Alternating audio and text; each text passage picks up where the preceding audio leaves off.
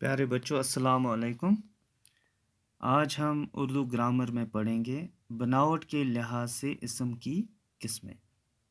جی ہاں، اس کو دوبارہ سے آپ یاد رکھیں۔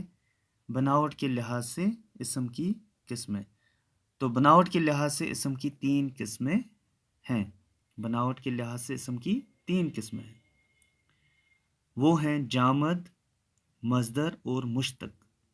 جامد، مصدر اور مشتق۔ یا آپ بالکل دوبارہ سے یاد رکھ لیں، ذہن نشین کر لیں کہ بناوٹ کے لحاظ سے اسم کی 3 قسمیں ہوتی ہیں: جامد، مصدر اور مشتق۔ تو جو جامد ہے وہ اسم ہے جو نہ خود کسی لفظ سے بنا ہو اور نہ اس سے کوئی دوسرا لفظ یا کلمہ نکلے، جیسے دوات، میز، کرسی، چاقو وغیرہ۔ تو یہ ہے اس میں جامد۔ اس کے بعد ہے اس میں مصدر۔ اس میں مصدر وہ اسم ہے جو خود تو کسی کلمہ یا لفظ سے نہ بنا ہو مگر اس سے کلمے بنتے ہوں، جیسے لکھنا، پڑھنا، اٹھنا، بیٹھنا، آنا جانا وغیرہ۔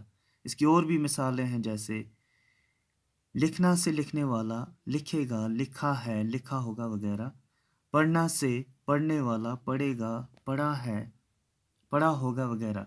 اٹھنا سے اٹھنے والا، اٹھے گا، اٹھا ہے، اٹھا ہوگا وغیرہ۔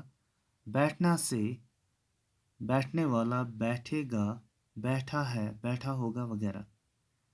آنا سے آنے والا، آئے گا، آیا ہے، آیا ہوگا وغیرہ۔ اس کے بعد ہے مشتق۔ مشتق وہ اسم ہے جو مصدر سے بنا ہو۔ جی ہاں، مشتق وہ اسم ہے جو مصدر سے بنا ہو، مثلا پڑھائی، لکھائی، صفائی وغیرہ۔ تو یہ تھیں 3 قسمیں اسم کی بناوٹ کے لحاظ سے۔ تو اس کی PDF فائل بھی میں بھیج دوں گا آپ کے گروپ میں، تو اس کو آپ دوبارہ سے اس پہ سوچیں گے، اس کو اور سمجھنے کی کوشش کریں گے۔ اس کے بعد بھی باوجود بھی اگر آپ کو کہیں پہ کوئی مسئلہ آ جائے کوئی سمجھنے میں، تو اس کو دوبارہ سے ہم کلیئر کرنے کی کوشش کریں گے۔ تو اس کو آپ اپنی نوٹ بکس میں بھی بالکل اس کو لکھیں گے صاف صاف لفظوں میں۔ تو اور اس کے علاوہ بھی اگر آپ کے ذہن میں کوئی اور مثال ہو تو وہ بھی اس میں آپ ایڈ کر سکتے ہیں۔